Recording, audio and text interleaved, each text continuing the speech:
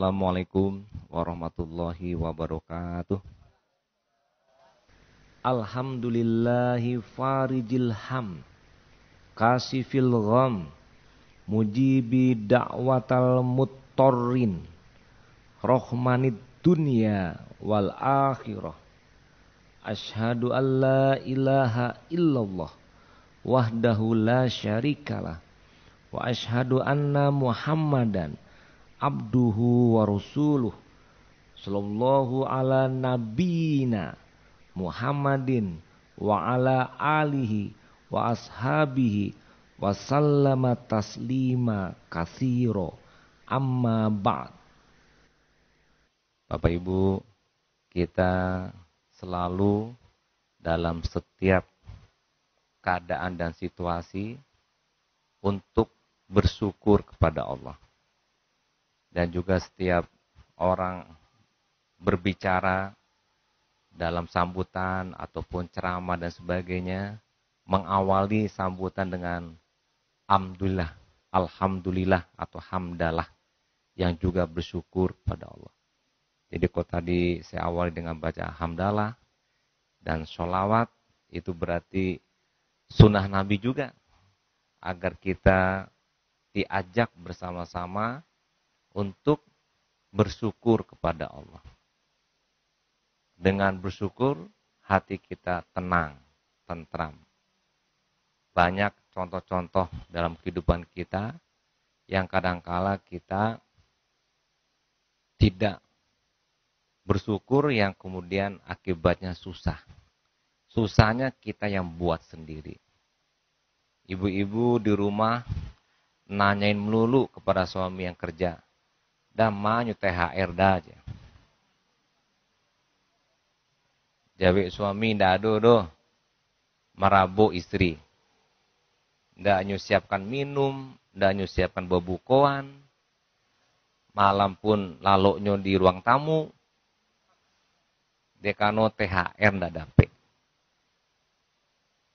Padahal kalau dia mengucapkan alhamdulillah ndak dapet, tapi yang dicaliknya itu bukan awak ndak dapetnya. Orang lain indak bakarajo ndak dapet pitih.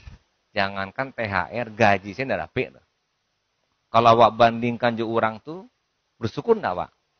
Alhamdulillah.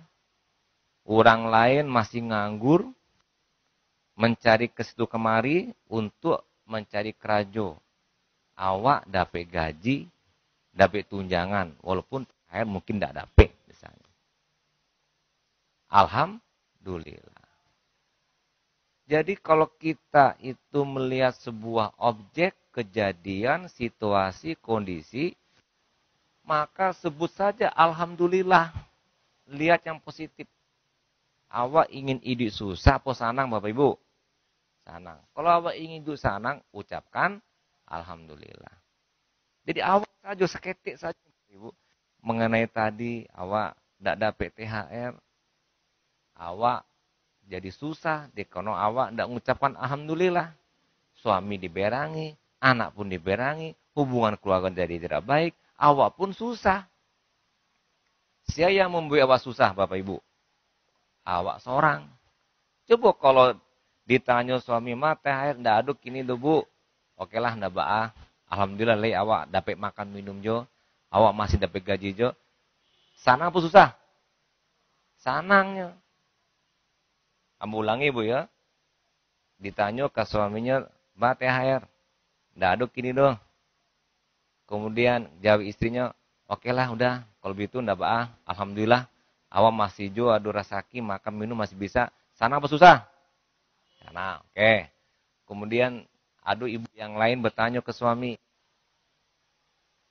"Pak, saya do THR ndak ado." "Asik kerajo kuah." Awak susah di rumah, THR sih ndak dapat do. Orang kerayo, beli baju anak ikut segala macam. Susah apa senang? Nah, jadi ingin susah apa ingin senang? Nah, kalau ingin senang baca alhamdulillah. Cari yang lain yang dibawa banyak. Nah, jadi begitu kita selalu bersyukur kepada Allah. Dan dalam hadis Nabi juga disebutkan demikian.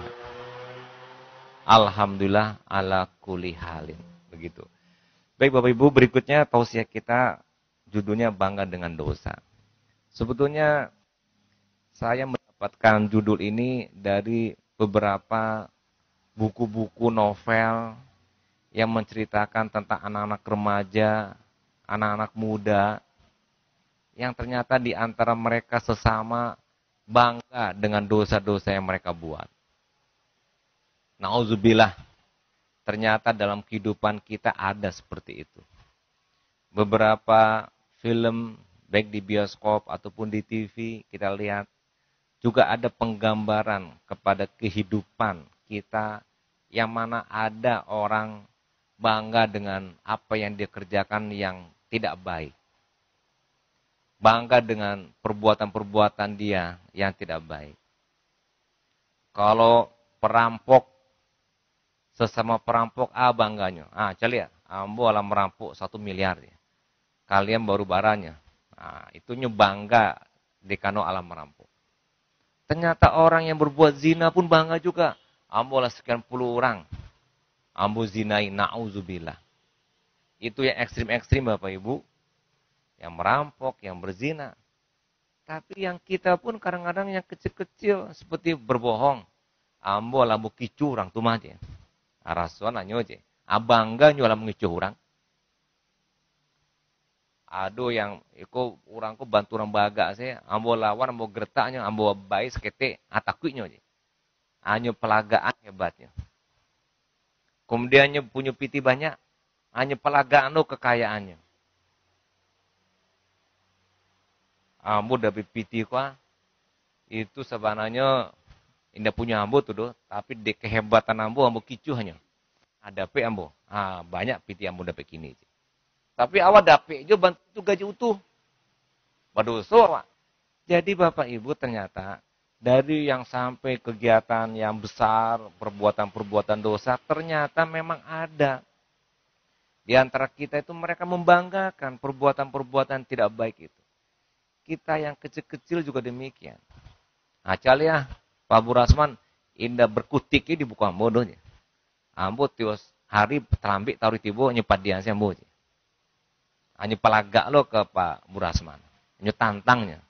Padahal bobek salah hanya terambik. Hanya bangga lo ke kawan-kawannya. Cali ya, ambo terambik dan nyepampangan di Pak Bur. Abang ada Pak Bur tuh mah. Itu sabi.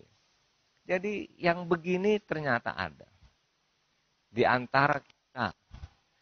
Bangga dengan perbuatan-perbuatan tidak baik. Dan ada pula komunitasnya. Awak pun mau bangga-bangga. Ayo aku hebat. Hebat aku yo. Pak Burasman dilewati saja atau begitu kan. Hebat. Atau bangga lo nya. Jadi Bapak Ibu, ini juga disitir dalam sebuah hadis. Hadis Sahih Muslim. Saya bacakan saja artinya Bapak Ibu. Kata Rasulullah SAW, semua umatku akan ditutupi segala kesalahan-kesalahannya. Dosa-dosanya akan ditutupi oleh Allah. Kecuali orang yang berbangga-bangga dengan dosa-dosa dan kesalahannya. Berbangga dengan kemaksiatannya. Dan dia terang-terangan menyebutkan kesalahan dan dosa-dosa kepada yang lain. Ini tidak ditutupi oleh Allah karena dia membangga-banggakan sendiri dosanya. Kemudian juga kata Rasulullah, masuk dalam kategori bangga dengan dosa, terang-terangan dengan maksiat adalah seorang yang buat dosa di malam hari, kemudian Allah tutupi dosanya. Jadi Allah itu maha penyayang Bapak Ibu. Allah menutupi dosa kita sebetulnya. Tapi manusia berkata kepada temannya, "Hei fulan, letonda, kamu tadi malam ikut yang mau kerajuan aja." Yang dosa yang salah-salah itu nyusabinya. Dengan bangga, merasa hebat, merasa bisa dan mampu dengan perbuatan tersebut. Dan kemudian dia membanggakan. Dan Allah padahal telah menutupinya ketika di malam hari. Sampai kemudian dia membukanya sendiri. Kemudian di pagi hari dia bukanya dengan bangga. Dan Allah tidak tutupi lagi. Jadi menampakkan dosa-dosanya. Jadi dialah yang menghinakan diri sendiri. Nah tentu Bapak Ibu, kita mungkin jauh ya dari perbuatan seperti itu.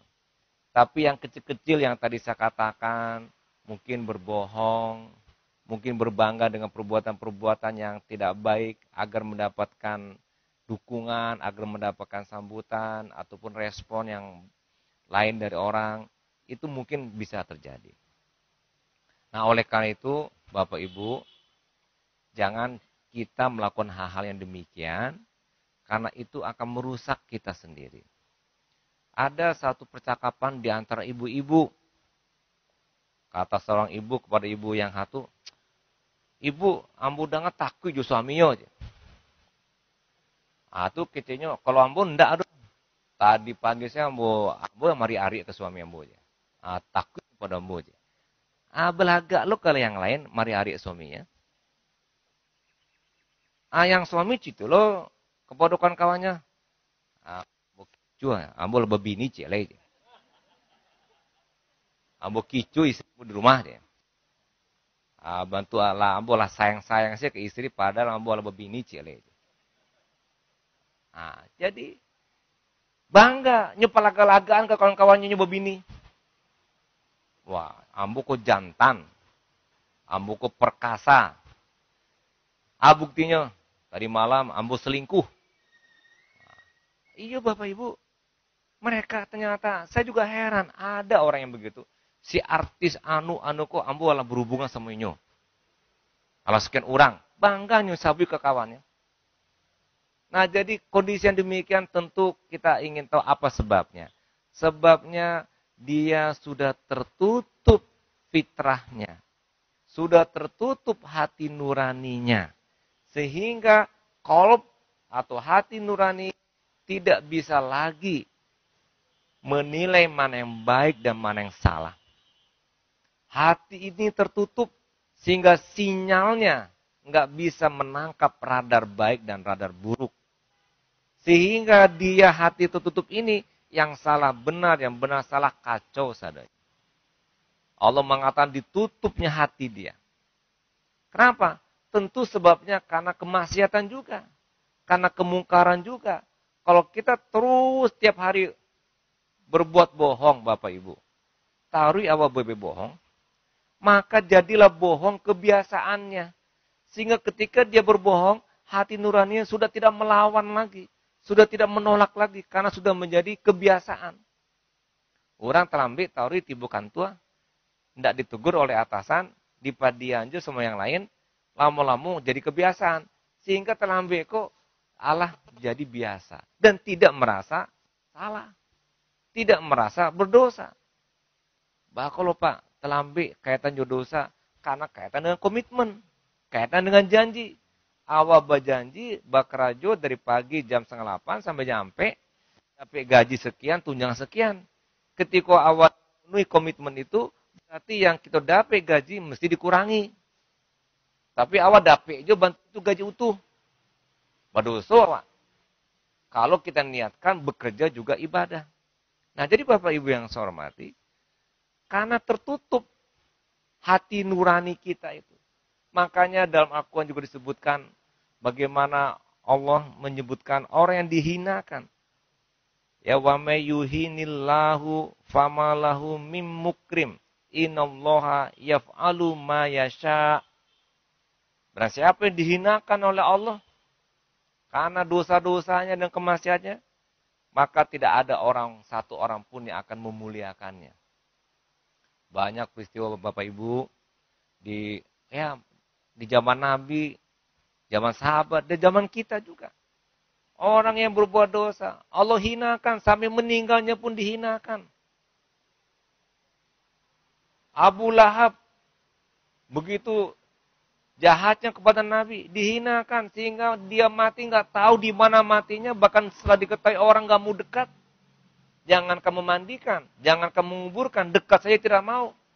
Karena ada penyakit, diberikan penyakit. Banyak juga orang-orang yang berbuat maksiat banyak. Orang nggak mau memandikan karena dia ada penyakit kulit, penyakit menular. Sehingga tidak ada satupun orang yang mau memandikan, termasuk keluarga dekatnya. Selain proses-proses yang menjelang kematian dan ajal tadi. Jadi Bapak Ibu, ini bukti dan tanda-tanda buat kita semua. Agar kita jangan melakukan perbuatan dosa, karena dosa itu akan menumpuk dari fujur, dari fasad ke fujur, dan kemudian dari perbuatan salah satu ke salah kedua, salah ketiga, salah keempat, akhirnya jadi biasa, menumpuk dosa-dosa, ibarat noda yang banyak, akhirnya menutupi hati kita, sehingga tertutup pula fitrah kita untuk menilai mana yang benar dan mana yang salah. Hati nurani kita tertutup, sehingga dia berbuat dosa dan bangga dengan dosa-dosa. Mudah-mudahan Bapak Ibu, kita tidak termasuk orang yang demikian. Oleh karena itu marilah kita evaluasi diri kita, apa yang kita kerjakan setiap hari.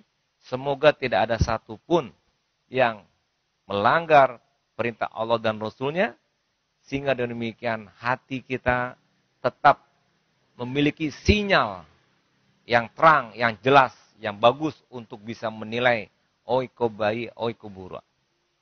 Dan perbuatan yang tidak baik itu dari yang kecil-kecil, termasuk tidak tepati janji, tidak amanah, tidak jujur, berbohong, tidak disiplin, tidak sungguh-sungguh, apalagi mempekecen orang.